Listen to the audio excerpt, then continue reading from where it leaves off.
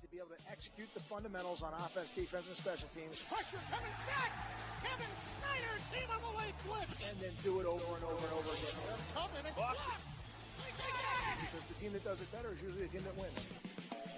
Live from Brother Jimmy's on Easton Avenue in New Brunswick, this is the Kyle Flood Show. Your chance to talk with the head coach of the Scarlet Knights. The Kyle Flood Show is brought to you by AT&T, mobilizing your world. Pepsi, live in the moment. The beat starts at Pepsi.com. Pepsi, live for now. UPS, to learn how UPS can put the power of logistics to work for you, visit thenewlogistics.com.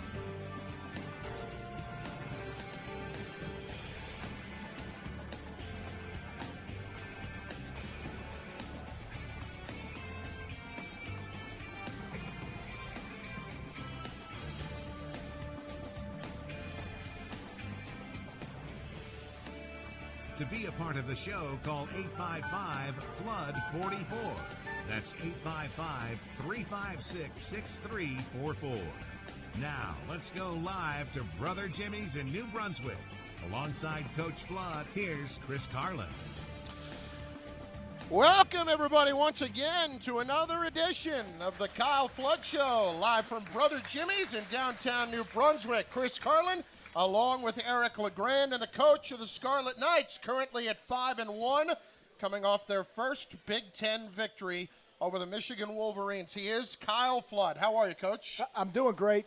I think I would be remiss if we didn't start the show this evening with a moment of silence for our own Jason Baum's Baltimore Orioles. As I look at the TV here, appear to have gone down. I love it. To the Kansas City Royals. Our Jason Baum, the Senior Associate Athletic Director for Communications, has been locked in on the Orioles, and it was a rough week and a half or so. Well, they had a nice season, and but now at least for a couple weeks, we don't have to see any tweets or Instagrams about the Orioles, for sure. Well, Coach, coming off the bye week and certainly the terrific win over Michigan at a great atmosphere at High Point Solution Stadium about 10 days ago. Let's spend a little bit of time on that game. First of all, what an incredible night just in terms of the energy that was in that building. Tremendous energy, really for the second time this season in a night game.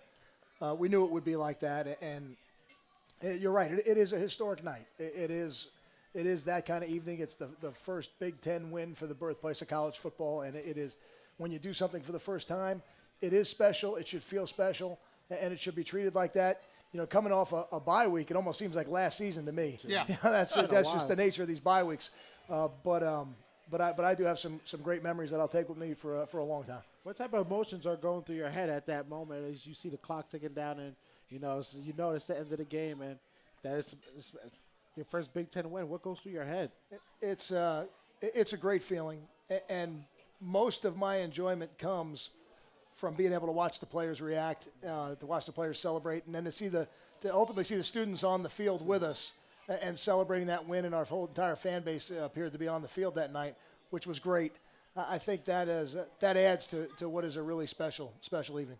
Want you to be a part of the program tonight at 855-FLOOD-44. That's 855-356-6344. Give us a call with your question for the coach. We've already got some questions on Twitter. You can send them to @RFootball.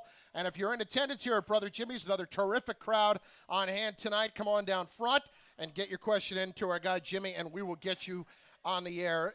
It does seem like, as you said, last year, so we won't spend too much time on the specifics, but I just thought one thing in particular really stood out down the stretch in that game, and it showed a lot of maturity out of your football team. No matter what the situation was, it seemed like it was a night where you found every opportunity to make the big play when you needed to the most. I think what you're alluding to is the team effort of the game, and you're right. There were some tremendous plays on offense. There were some tremendous plays on defense, and then certainly some tremendous plays on special teams, topped off by a young man who's with us tonight, Kamoko Ture, who there you go. Who really made a spectacular play at the end of the game to block that field goal so that we didn't have to find out if it would have been good or not, because it never really got off the ground, which was great. And a complete team effort. And I think that's the kind of team we have this year. There's no doubt in my mind that this is a really close group. They love each other. They play for each other. And when we play all three phases of the game, we can compete with anybody in the country. Can you talk about how Tersilli has been such a big matchup for everybody? You know, he's really shown that he has some burners, but also how has he been a leader in the locker room for the team now? You know, he's someone who's kind of fairly new to the team, but he's played, 5 years now in football. So how can you tell how he's been a part of the team and how he's been able to help a lot of the younger guys? Yeah, Drew's a special guy, and we were very interested in him because of the skill set that we thought he would bring. You know, we thought he was a guy who could help us. We had a depth issue at that position. We felt like he could solve that problem. I said this the other day in an interview. I'm always more impressed, whether it's a guy like Drew or a guy like Lou Toller or a guy like R.J. Dill, at how they assimilate into the locker room. Here's a guy who played 4 years of college football at another Division I program. He's a New Jersey kid. He comes home, and now all of a sudden he's dropped into a locker room with guys that have been there for 2, 3, 4, and 5 years, and it's really been seamless. And that speaks to his character, the quality of his person, the selflessness of him as an athlete. You know, he never asked to be promised anything in this process. All he wanted was an opportunity to be part of a winning program, and now he's a big part of why we're continuing to be a winning program. We have our first question from a gentleman who is in attendance here at Brother Jimmy. Sir, what's your name? Where are you from? My name is Bob, and I'm from Maplewood, New Jersey. Don't worry, Bob. Quick comment first. Quick shout out to my wife who went to high school, the blonde, with Ralph Friedgen. All right. Hey, Harrison Husky. Excellent. Harrison, New York. And now my question, and I'd like to get, Coach, your perspective, but Eric, possibly your perspective also. During a game, a player makes a mistake.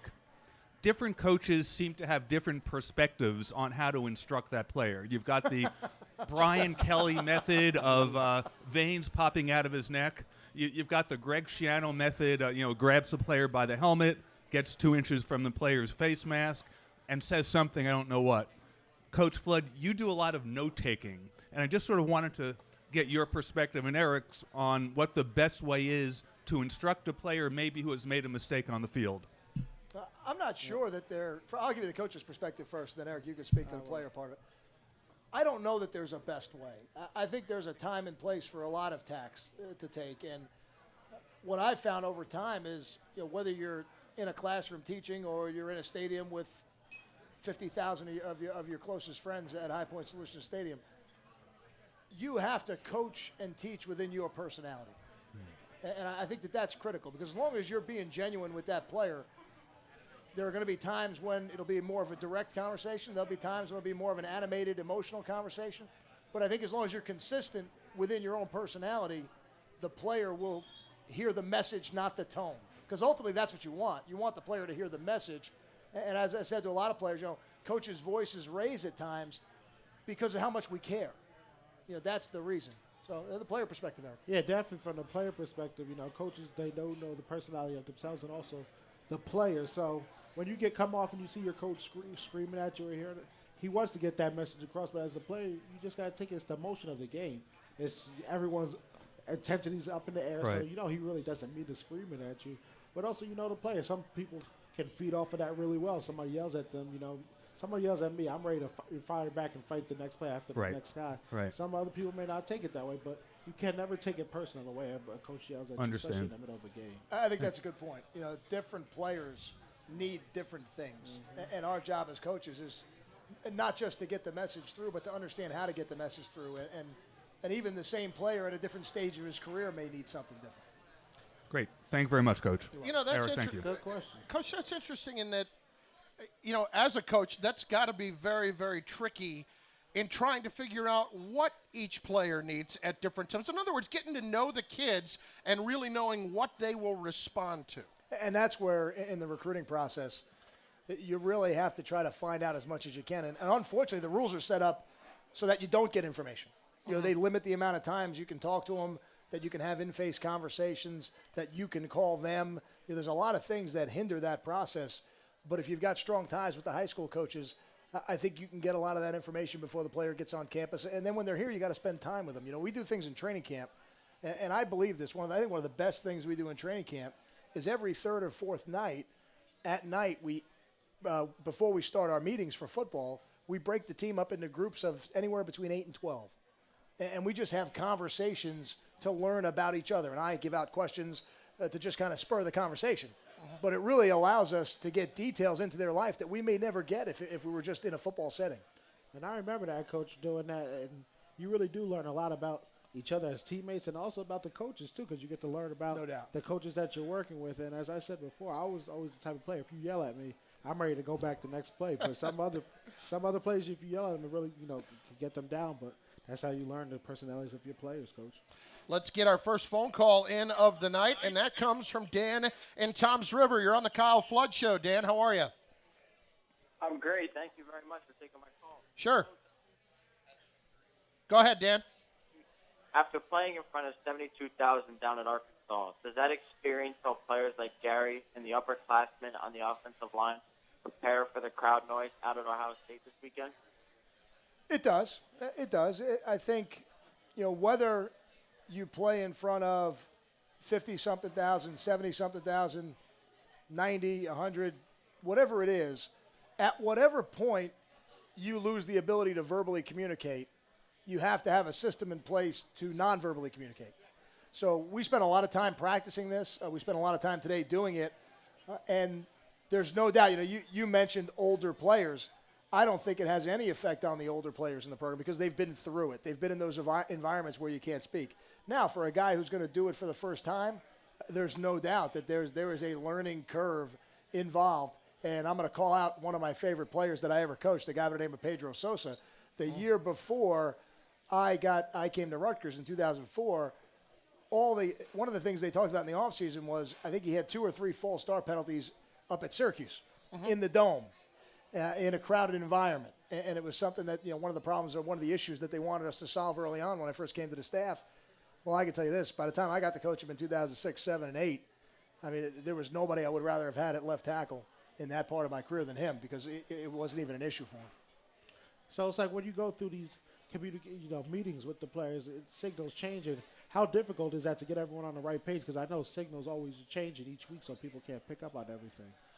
I think it's something that you got to work the kinks out early in the week and make sure all the signals are distinguishable from each other because it is a very hectic environment. It is a very challenging environment when you go on the road into a hostile situation, much like we did at Arkansas, much like we're going to this week in Columbus.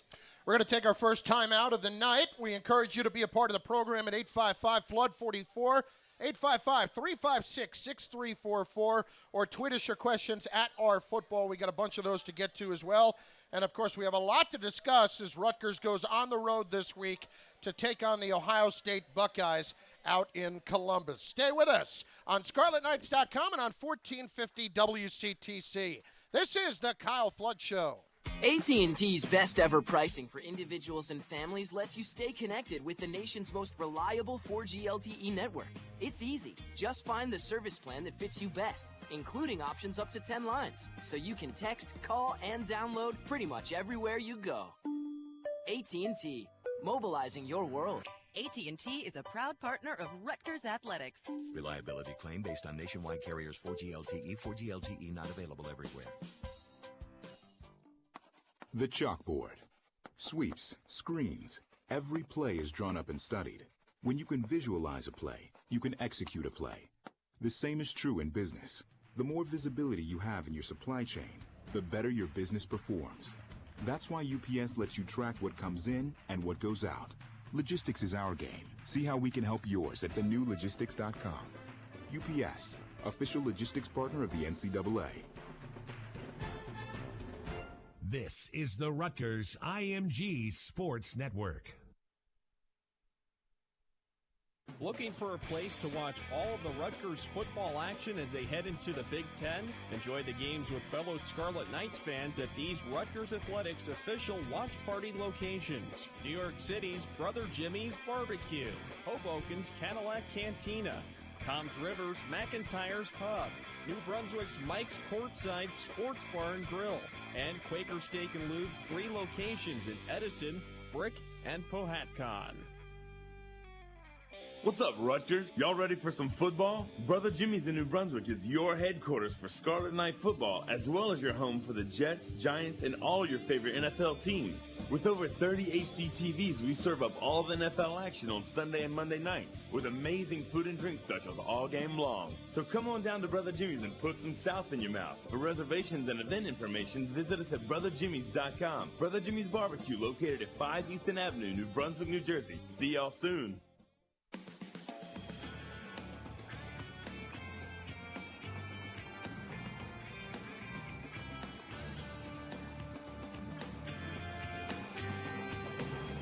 We are back in downtown New Brunswick at Brother Jimmy's for this week's edition of the Kyle Flood Show. Rutgers at 5-1 and 1-1 in conference play, heading out to Columbus, Ohio to face the Ohio State Buckeyes.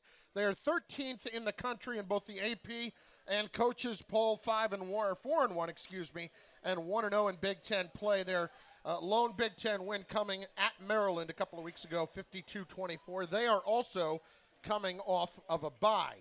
Let's get to another call in just a second. Just want to remind you, hey, football fans, does your car insurance company care enough about you to pay for your ride home if you feel unsafe driving? Well, look for Plymouth Rock Assurance at an upcoming Rutgers football game and ask about our Get Home Safe program included with all policies. Certain limitations apply.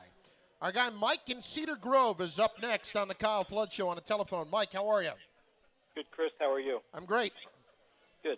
Hey, Coach, I have a question, a two-part question for Coach Flood, if that's okay to ask a two-part question. Shoot. Number one, the defensive front seven for Ohio State is very, very formidable. But we played a pretty good one when we played Penn State. We had some nice runs. We struggled at times. Number one, compare the front seven of Ohio State versus the front seven of Penn State. And the second part of my question is, in the first series when you go on offense, how many plays are scripted, and how quickly do you go away from those scripted plays and start calling plays according to the down, distance, and field position? I'll start with the second question, and the answer is I'm not telling you. But back to your first question about the defense we're going to play this week, and the defenses. Really, I think, if you mention one, you really should mention the other. The front sevens for both of our Big Ten opponents that we've played already this year were excellent. I think Michigan was the number 9 defense in the country when we started that game. So that was certainly not by accident. And PSU has an excellent defensive line as well. I think this defensive front is every bit as good, if not a little bit better. And they've got what I think is one of the premier defensive linemen in all of college football in Joey Bosa. A guy who's only a sophomore, but a tremendous football player and somebody who there are certain guys when you coach against them that you have to make sure you account for them on every play. There's a lot of guys are good players, and then there's the guys that you better make sure you account from every play or they're going to do what they call in the NFL is wreck the game. Mm-hmm. You say, all right, we can't let that guy wreck the game. And for us this week, I think number 97 fits into that category for sure. The difference, I think, between this front and the other fronts we've seen is at the linebacker level. They've all three have been excellent up front on defense. I think they got good defensive linemen. All three have had good linebackers. These linebackers are bigger than the linebackers we've faced. 252 pounds, 240 pounds, 230 pounds. So as a collective group, it's a little bit bigger body type than we've played against so far this season, and certainly an excellent defense. If Bajari wasn't able to play, and it was great to hear that he was back practicing today, I guess either Muller or Nelson would have been at center. Would you have allowed them to make the line calls, or would one of the other interior linemen make the line calls? Now, let me ask you a question. Are you Urban Meyer's cousin? That's a very highly suspicious question right there. Mike, why don't you ask for the signals while we're at it on the sideline? I would say this. We let all 5 of them make the calls. How about that? That's great. And it's good that you went 0-0 last Saturday. I guess you were out seeing a lot of games, including one with Governor Christie. Well, I feel like because I was with the governor that I was 1-0 last Saturday. Okay. Well, Mike, we appreciate the phone call. Thank you. Yeah, he was getting into some specifics there. Check the area code on that phone call. No kidding. We got a couple of questions from Twitter. Let's get them in. Number one, Jay checks in, which I think is an interesting observation on his part. Coach, a lot of times after a drop, Coach Friedgen seems to call plays to that receiver again. Is that by design to boost confidence? I would tell you that if the ball goes back to the same receiver twice, it's not necessarily predetermined. You know, that's where the read takes Gary. And, you know, that's a question I've answered quite a bit. And I think, you know, when you have a receiver, it's very difficult to say, okay, we're going to line up and throw the ball to this receiver. Unless you're talking about some kind of quick screen or bubble screen, you can do that. You can scheme those things. But in terms of the pass plays themselves, the quarterback's really got to go through his progression and make sure he's throwing the ball to the right person as dictated by the coverage he's getting. And when it comes to a quarterback like Gary Noble, we saw 2 weeks ago, I should say, in the Michigan game. He was really being able to know that blitzes are coming, take out the hit, and get the ball down the field. Can you talk about how he's been developing that all through the year? Because sometimes you'll see him go down, but I won't forget that stiff arm play with the middle linebacker, knowing he wasn't accounted for coming up the middle, being able to make that play right before half, Coach. You know, that play right before half was just a tremendous effort by Gary. That certainly was nothing scripted. That was a protection that wasn't executed the right way, and Gary did a great job of shedding off one of their better players and then making a great throw for a touchdown. But what I think he did well the entire game, which allowed him to be as effective as he was that he got the ball out on time. You know, because not all those passes are 3-step drops, but even a 5-step drop that's executed on time is still hard for the defense to get there. You know, and I thought he just did an excellent job of taking his drop, getting his eyes in the right place, and then triggering the ball on time. And that's one of those things that when you see that, you know that the coordinator and the quarterback they're really on the same page. This is another question coming from William Kirchhoff, and you've talked about it a little bit already. Coach, how do you prepare for the noise in this kind of scenario? You make the environment in practice as challenging as you possibly can, and we've got some tremendous speakers. I don't know if they're as nice with music on as DJ Yoshi's, but in terms of creating volume at practice, there's no doubt that we get a tremendous amount of volume and noise, and I think the exact noise is a tape recording of a jet engine. Really? Yeah, I believe that is the actual noise that is here, but it is deafening, and it's good because that's what it's going to be this week. It's going to be deafening, and we need to be able to operate with it non-verbally. I got to ask a question. As a player, there was nothing better than quieting the crowd, especially when you see your team scoring offense. As a coach, how do you take that? And are you looking to the next thing, or when you hear a crowd just go silent, does that take it into effect a little bit with you? Well, it's the best way to operate in those settings is to make sure that you're effective early, and you're right. You know, people say you take the crowd out of the game. I don't know if you ever take the crowd out of the game, but you do take a little juice out of them. That's for sure. Another question on Twitter. This is from Dr. Rubenstein. Did you pick an underdog movie to show the team before Ohio State? I did not because I don't feel like an underdog. Yeah. And I don't think anybody in our team feels like an underdog. I think the players in our locker room and in our building and the coaches are confident that we've got a good game plan, and if we go there and we execute and we play good football, we got a great opportunity to be 1-0. You know, so that to me, I understand why people feel that way, and people have talked to me about, Coach, do you use the spread as motivation? And I said, well, what's the spread? I don't know. Nobody told me. But now I know because people have said it to me. It doesn't really matter to me.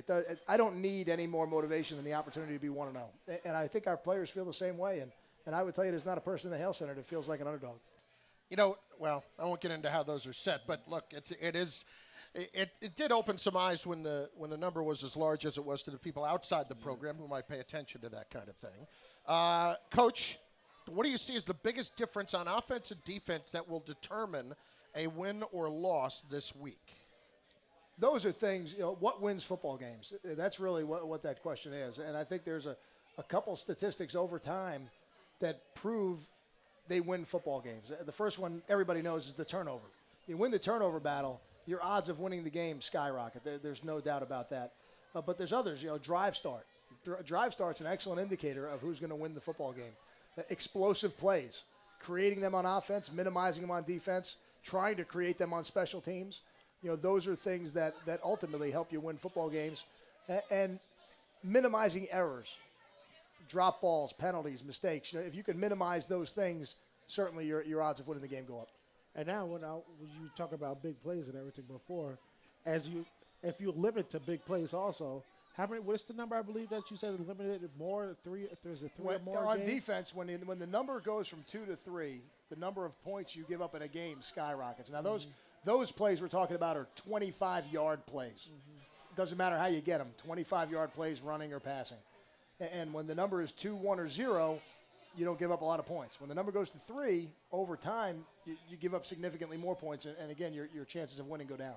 We have another question from a young lady here in attendance at Brother Jimmy's. What's your name and where are you from? My name's Caitlin Napoli, and I'm from New Jersey, Piscataway, New Jersey. I like that. I have cousins that are also named Napoli. I have a question for you, Caitlin. What are you going to be for Halloween in a couple weeks? That's my question. Big Bird. Big Bird. I love that. All right. Nice. I'm a Big Bird fan. So my question is, what is your favorite football movie? Woo. Wow. My favorite football movie. I got to be honest with you. I'm really not all that excited about most football movies I see. Wow. So, wow. That's an awful Have you ever seen a realistic one? That's why I don't really like it. That's an awful answer, and I apologize. That's a terrible answer. But look, can I tell you what my favorite sports movie is? My favorite sports movie of all time was Rocky. And I think I saw it. How old are you? I'm 12. I was probably right around your age, maybe a little bit younger when I saw. What year did Rocky come out? 77? 77? 77. So 78? I was half your age, actually. But that was the first one I saw, and that's my favorite sports movie. Okay, thank you. Thank you. Thank you, Caitlin. Excellent question. First of all, No, the other three just came along for the ride. Look at that. I want to get on TV. Is that what it is?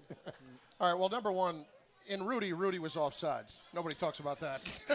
Rudy was offside. And he He didn't play, was. nor did he play for Rutgers. No, he didn't play for Rutgers either, so why bother? And then, I can't think of one that was semi-realistic. I'll tell you one that had a terrific message and was really great was Remember the Titans. That was a terrific. That was a good one. That was Denzel. What about Friday Night Lights? Denzel doesn't make a lot of bad movies. I did not see Friday Night Lights. Really? You haven't seen that's well, it's based off of a true story pretty much Right. of this season. So I guess you can make it as real as possible, but in certain situations coaches do different things. So Yeah, I don't it's know. a movie Hollywood takes over.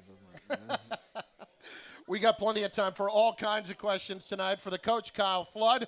We've got a lot to do over the next half hour plus. We're going to step aside now, but we encourage you to get involved at the show by giving us a call at 855-FLOOD-44. If you're in attendance here at Brother Jimmy's downtown, come on up front, ask your question, get it into the coach, and you can also tweet us your questions at @RFootball.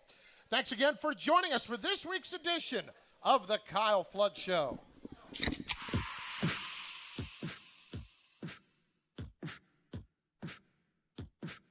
We're about living in the moment. You know, that moment when you open a Pepsi and hear the music. We're the doers, the shakers, the tastemakers. The ones who dance to their own beat. The ones who stay cool when things heat up. Whether the party is big or small. We're the ones who never want it to end. The ones who can't stop.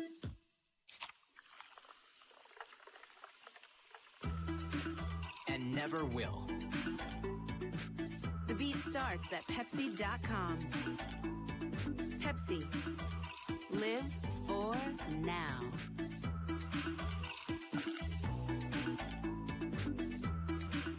This is the Rutgers IMG Sports Network.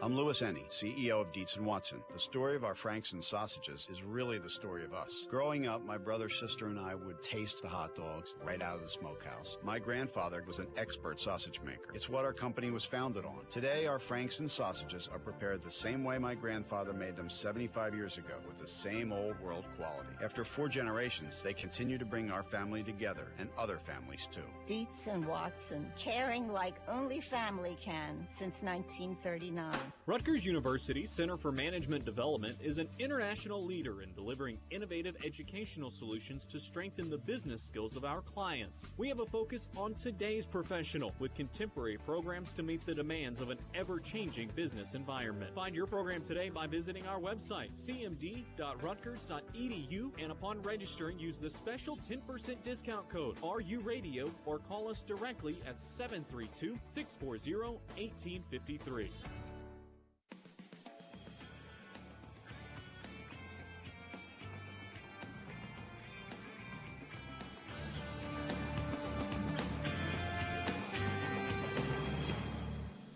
Thanks so much for joining us on this week's edition of the Kyle Flood Show, live from Brother Jimmy's in downtown New Brunswick on Easton Avenue. Rutgers preparing for Ohio State this Saturday, 3:30 kickoff out in Columbus, Ohio. Scarlet Knights at 5-1, and Ohio State currently 13th ranked in the country, 4-1. They're 1-0 in conference play. The game will be seen locally on ABC, so obviously a big matchup as network television getting involved. I want to thank you for listening to us on 1450 WCTC in New Brunswick and on ScarletKnights.com. We have another question from a gentleman here in attendance tonight. Sir, what's your name and where you're from? My name is Rick. I'm from Jersey City, New Jersey. Rick, how are you? I'm well, thank you. How are you guys? Excellent. Good. Coach, we're 5-1. Things look good. Meat and potatoes are coming up in the schedule. Question has to do with recruiting, and I know that's a fine line. We've got to be careful what we say here. Some of the, how do I say it, the 5-star players, 4-star players, I noticed that some of them go out of town, go out of state. How do we keep them in state? What do we need to do differently or better to change that? For example, Brandon Wimbush. I don't think we have to do anything better. What I would tell you is this. We need to make sure that we get the right people for our culture. And I would tell you, a guy like Darius Hamilton, oh my God, loves this football team. Yep. And loves the people in the football program. And I would say the same thing about Justin Goodwin, even though in recruiting circles, they were on opposite ends of the spectrum. So I know it's easy to get caught up in recruiting rankings and stars. I don't ever recruit by looking at stars. And I'll give you another great example. We've got a young man who's committed to us right now. And just today, somebody told me of another offer that young man got. I don't care who offers a player. It doesn't matter to me. So whether it's Darius Hamilton, who could have gone anywhere in the country and decided that Rutgers was the right place for him, or Kamoko Ture, who played 1 year of high school football and decided Rutgers was the right place for him, ultimately our wins and losses will be decided by much more about do we have the right people in the program than what they were rated coming out of high school. Thank you. And we could certainly go chapter and verse about the players who have come through this program and, according to different recruiting services, have not necessarily been highly ranked and have gone on not only to play outstanding football at Rutgers, but had terrific careers in the NFL and continue to. You can start with the McCourty twins, first of all. And, There's no doubt. Sean O'Hara was a walk-on player here, and look what happened with him in the NFL. And there's always going to be the Darius Hamiltons, Anthony Davises of the world who were the highly rated recruits. And then there's always going to be the other guys. And as long as we're bringing the right people into the program, we'll have an opportunity to compete with anybody in the country. It's one of the awesome things about being the head football coach of Rutgers is how many great football players there are in this part of the country. Now it's our job to make sure we find the right ones for our culture. And as we're talking about recruiting, Coach, when it comes to playing a game on national TV, you know, of course, you want to get them at home in that atmosphere. But how important is it to be on the ABC network so the people that you are recruiting can see you even on the road? It's a great opportunity. It's a great opportunity. And nowadays, because of the nature of cable TV and dish networks, and I remember growing up, and the only game you got to watch was the game on ABC. Yeah. And I'm not trying to devalue being on ABC. ABC is a great network, and it's exciting to be on there this week. But whether it's ABC or ESPN or the Big Ten Network, these are national brands and national outlets.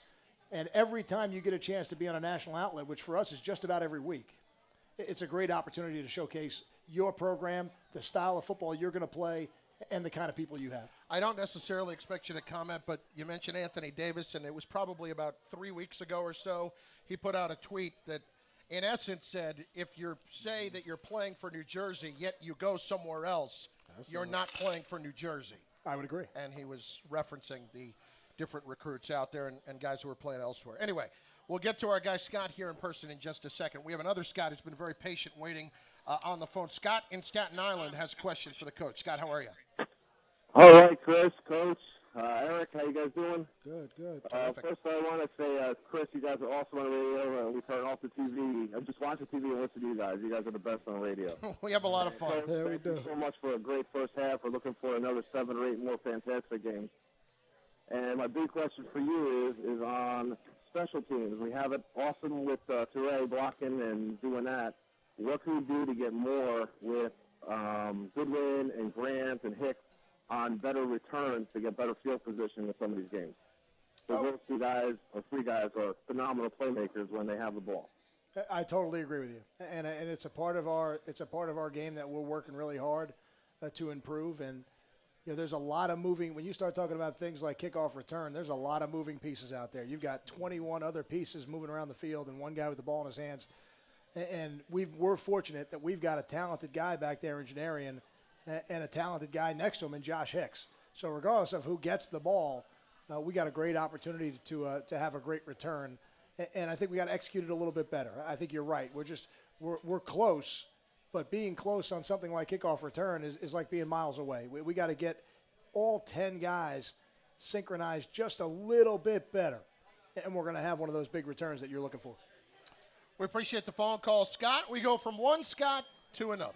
Our buddy Scott. How we doing, guys? Good to see you, man. Good to see you. My question is less football related and more history related. We've been in the Big Ten since July 1st. We've been playing Big Ten football games since September 13th. This is the first time we're going on the road to a Big Ten stadium, and I had the pleasure of visiting Ohio Stadium as well as the Ohio State campus over the summer. What do you mean pleasure?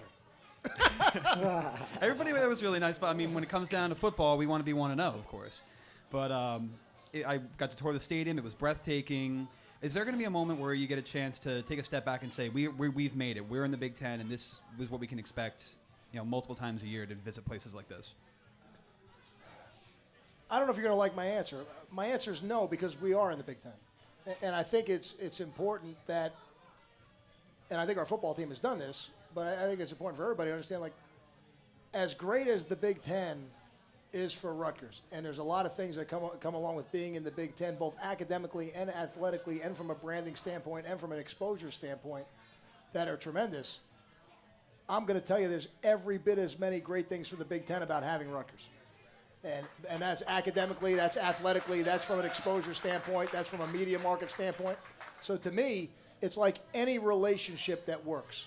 It works because it goes both ways. It's not a one-sided relationship in any way. I feel like we belong in the Big Ten, and I feel like the Big Ten belongs at Rutgers. And once I realize that, now we're going about the business of being 1-0. And we put that behind us. All right, I 100% agree. I'm looking forward to Saturday. Be 1-0. See you guys next week. All right. I know how excited fans are about it, but that gets lost. The Big Ten wanted Rutgers. Correct. It wasn't just the Rutgers wanting the Big Ten, and there's a lot of things that they get out of this relationship as well because of the academic reputation of the school, because of where it's located and all that stuff. And, I hear a lot of fans talk about it, and I get it. But I think the message that really needs to start getting across is it's no longer just about big events or singular events once a year. This is the norm. This is what it's going to be.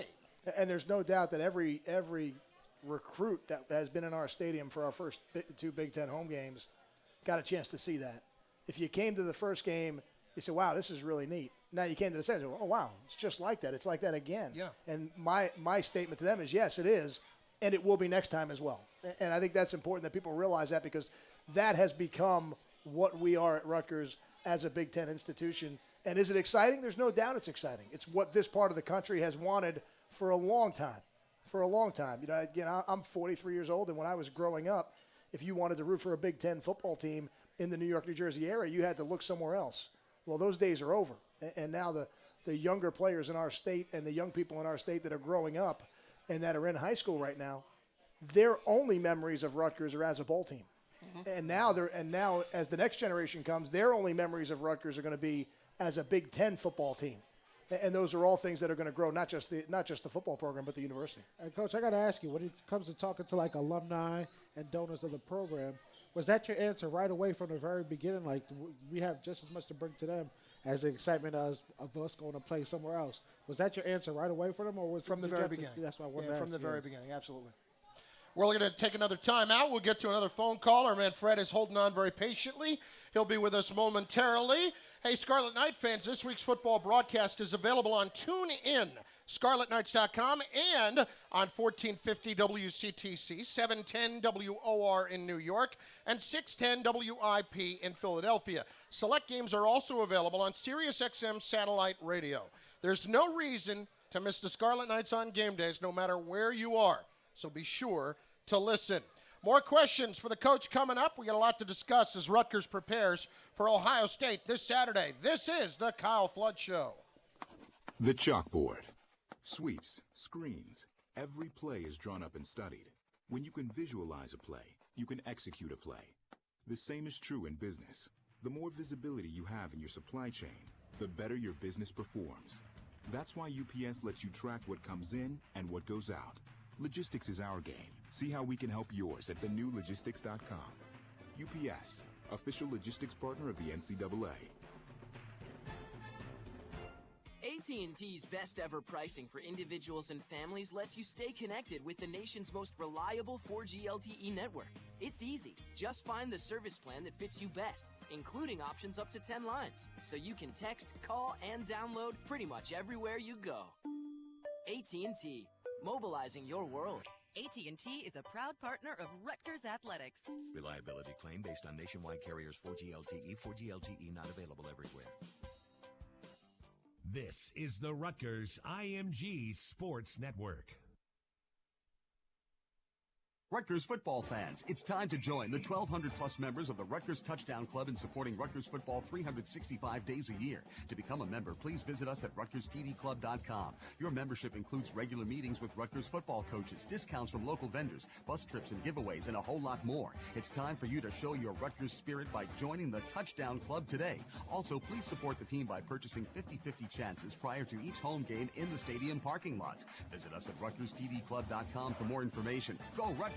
Looking for the best trained in the electrical business? Look no further. Our members of the International Brotherhood of Electrical Workers, Local Union 456, go through a 5-year nationally recognized apprenticeship program along with OSHA safety certifications, producing the best trained and most up-to-date electricians in the area. Fiber optics, high voltage, lighting retrofits, solar energy, healthcare facilities, school construction, data centers. We do it all. We are also proud to be one of the first building trades locals to be recognized with a drug-free workplace program. We at Local Union 456 are like Coach Flood and the Scarlet Knights, trained and proven to get the job done.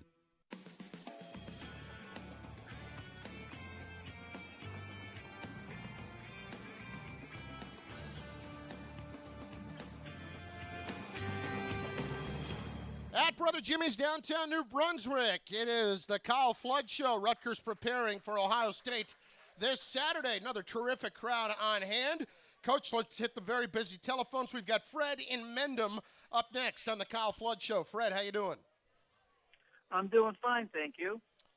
First of all, I'd like to say to Coach, good luck on Saturday. Thank you, Fred. Against Ohio State. I'm going to be out there rooting for you. And I love in case that. you want to know where I am, just look over at the Rutgers section and then look all the way up at the top. And that's where I'll be. I'll tell you, Fred, I'll be looking for you. All right. Now, listen, if you could, I'm not like this other guy looking to give away some offensive secrets. Thank but, goodness. What I would like to know is if you could take us through the process of about how a play gets called in from the moment Ralph decides what he wants to the moment that the ball is actually snapped. He's got a play call, he's got a formation, he's got certain personnel he needs to get in, and some of the players are on the field, some are on the sideline, so that all has to be rearranged, and I'm sure there's line calls that have to be made, and all this has to take place in less than 40 seconds. So how does that happen? Yeah, I think, that one of the things I think Ralph would tell you if he was here is you got to stay ahead of the call. As the guy who's calling the game, you can't be a spectator on game day, and I think he does. You're talking about one of the elite play callers of the last 25 years of football at a lot of different levels, and it really has been a great addition to our staff and a great experience for me to have a chance to work with him. But as the play call comes down, you have backfield action, shifts and motions, then ultimately the final formation. Then the protection or the run scheme, and then the direction. And all those things have to go into the huddle, and then Gary's got to communicate them to the other 10 players that are on the field. And then you got to get out of the huddle in time to do all those things, within the shot clock, whether it's 40 or 25, depending on the situation. And we've got a lot of ways we do that. We've got signals, we've got wristbands, so we've got a couple different ways that we do that. But I think the most important thing is when you have a good play caller, he's always a play ahead in the game, and he always knows, kind of what he's trying to do and what he's looking for out there. And certainly Ralph's as good as anybody in the business. We appreciate the phone call, and, it's interesting the way that process all comes together. And it also, it can't be an easy job to try to anticipate that much in your decision-making process there. What I think the important thing is, and I said this the other day, is most of the game is called before the game ever starts.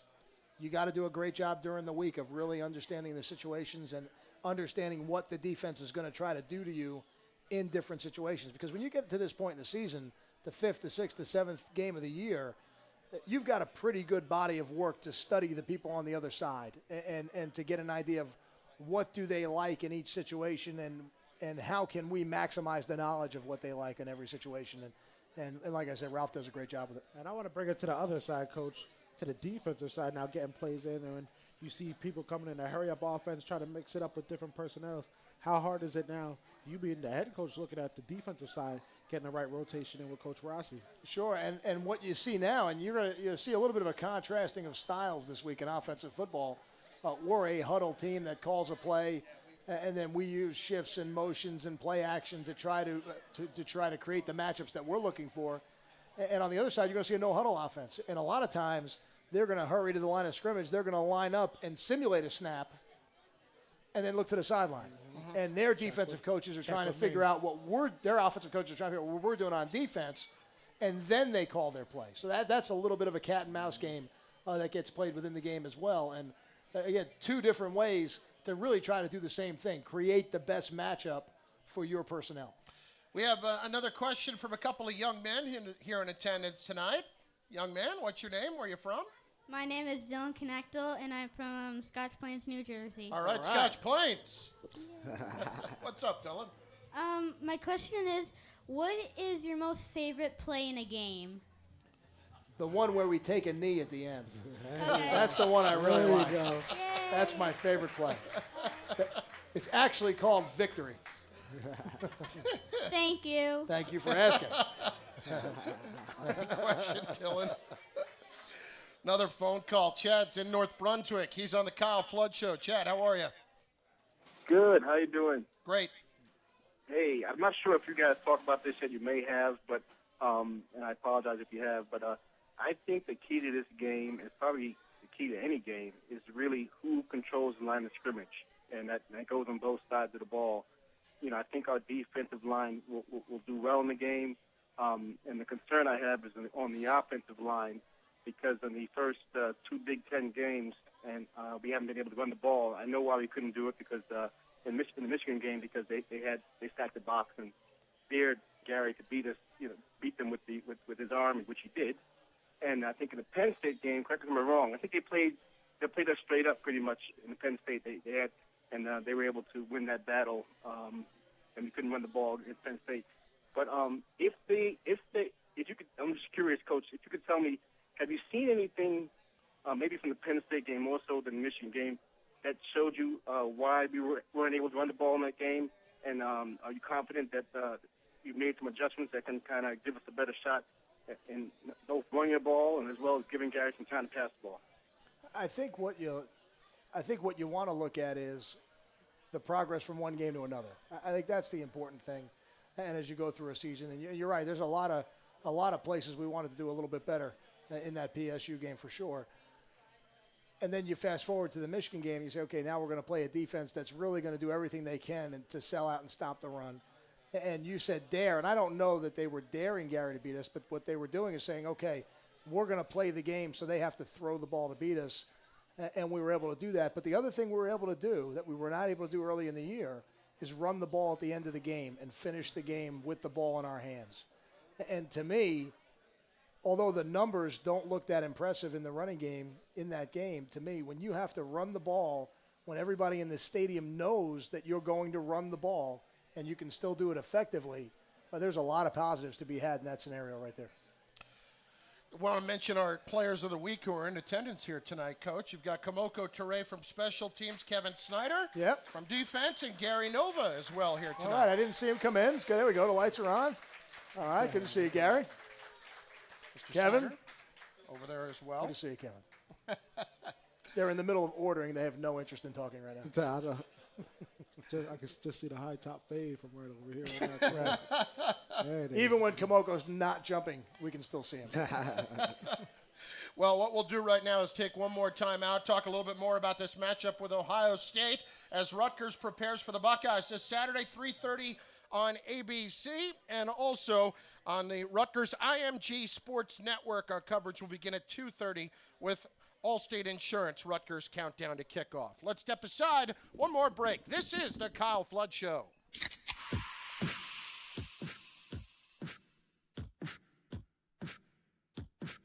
We're about living in the moment. You know, that moment when you open a Pepsi and hear the music. We're the doers, the shakers, the tastemakers. The ones who dance to their own beat. The ones who stay cool when things heat up. Whether the party is big or small. We're the ones who never want it to end. The ones who can't stop.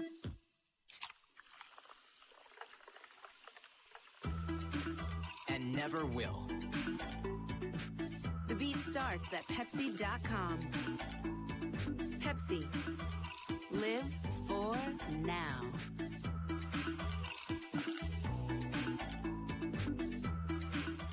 This is the Rutgers IMG Sports Network.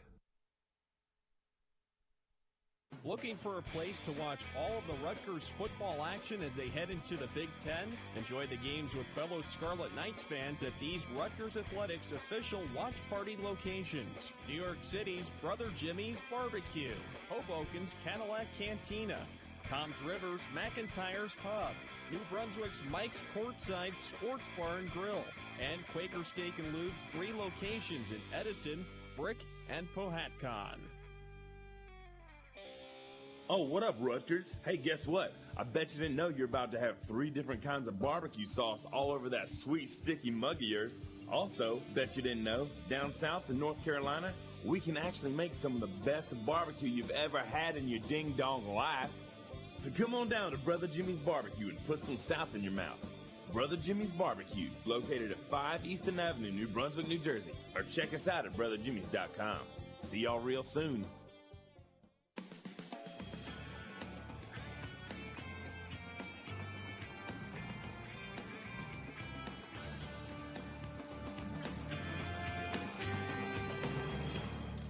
Back at Brother Jimmy's in downtown New Brunswick. This is the Kyle Flood Show. Got a few minutes left to talk about Rutgers and Ohio State. Chris Carlin, Eric LeGrand, along with the head coach of the Scarlet Knights, 5-1 on the season, 1-1 in conference play. They face number 13 Ohio State at Ohio Stadium in Columbus. The Buckeyes are 4-1 thus far and 1-0 in conference play. Rutgers trying to break a streak of the Buckeyes, and they entered the game having won 17 consecutive Big Ten regular season games. Now, let's discuss some of the particulars. First of all, J.T. Barrett. I asked you this earlier today for SNY, but I'll ask you again because I know fans may not realize this, but you don't necessarily pay attention to Ohio State pre-J.T. Barrett with Braxton Miller to see if they're any different when you're scouting them. I don't think so because Braxton's not going to be back this year. Mm-hmm. So there's enough games now that I think you can get a pretty good idea of what they're comfortable doing. I'm sure his package gets a little bit bigger every week. There's no doubt as he gets comfortable in the offense, but we got a pretty good sample size to look at. Now, when you look at him, what are the biggest challenges with him? With any quarterback who can run, there's always the dilemma on third down when you're rushing the passer. Do you need a guy who's spying the quarterback? And he's certainly somebody who warrants that. And when you don't do it, you got to make sure you're disciplined, you stay in your rush lanes.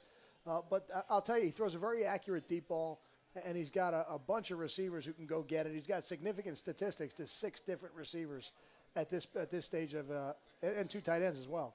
At this stage of the season, I think it's impressive. They do a good job of distributing the ball across the field.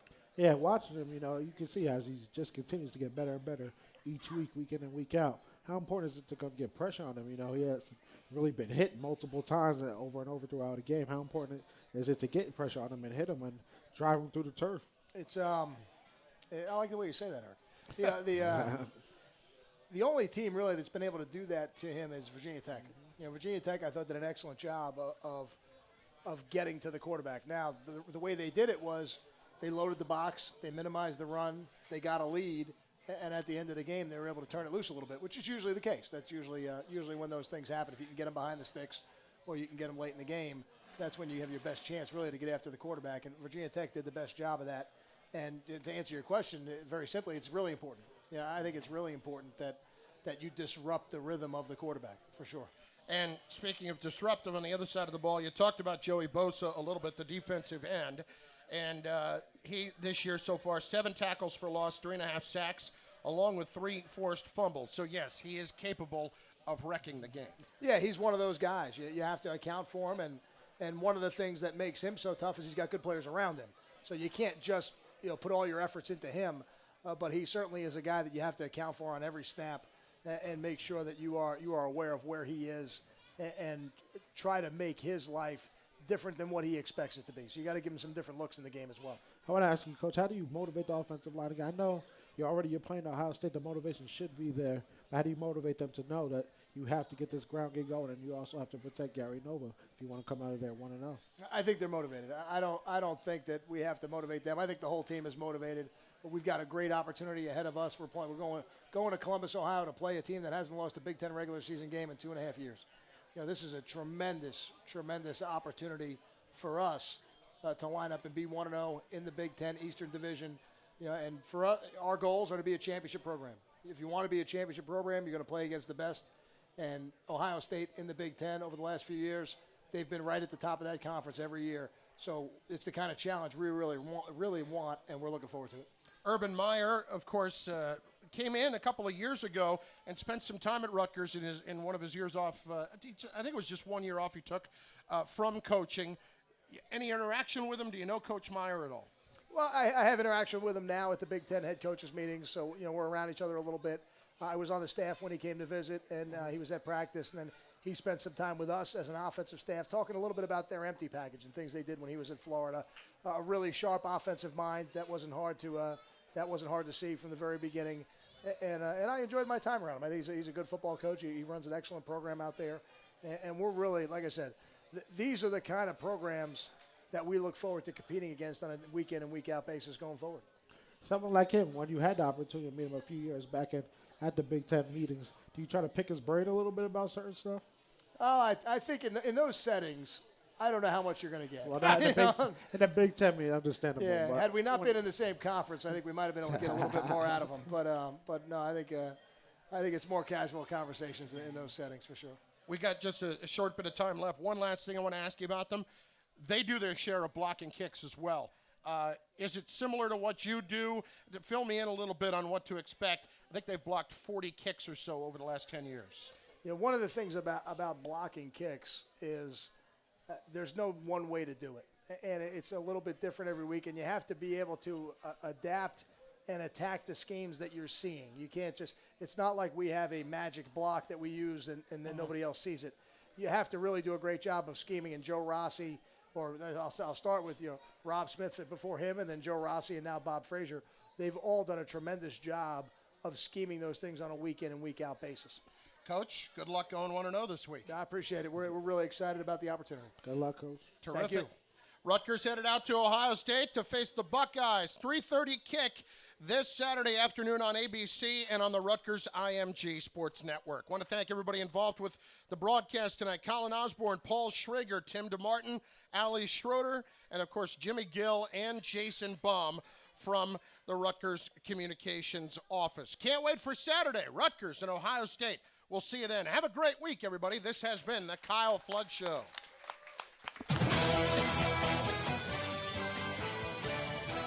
You've been listening to the Kyle Flood Show, live from Brother Jimmy's on Easton Avenue in New Brunswick. The Kyle Flood Show has been brought to you by AT&T, mobilizing your world.